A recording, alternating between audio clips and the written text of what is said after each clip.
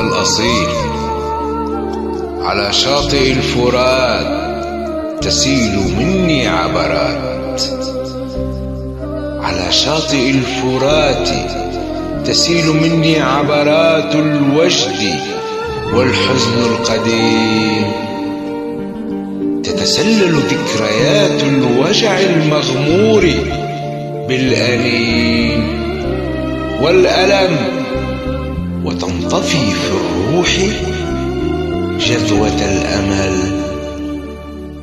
على شاطئ الفرات عبرات لم تزل تبحث عن قلب على الشط يسير، يرحل الشعاع بروحي في وقت الأصيل، يعبر بي منحيات الشفق الوردي، يرسم لوحة للحزن والآهات والدموع.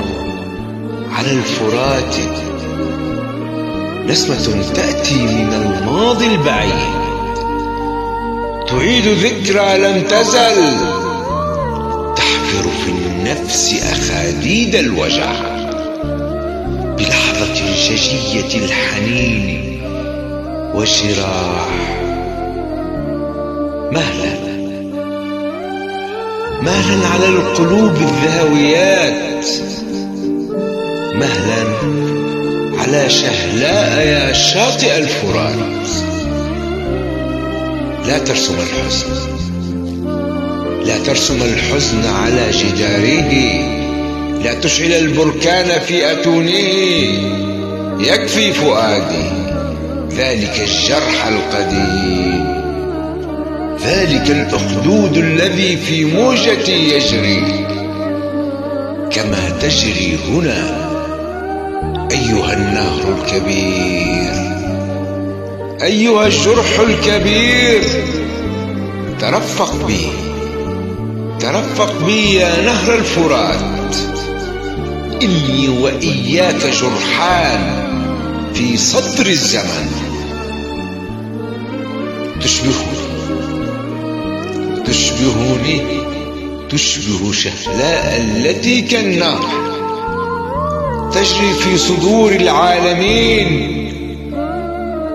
جرح قديم أنا وإياك نروي الأرض، رغم ما نكتمه من لوعة الأحزان والشجن، رغم ما نكتمه من لوعة الأحزان والشجن.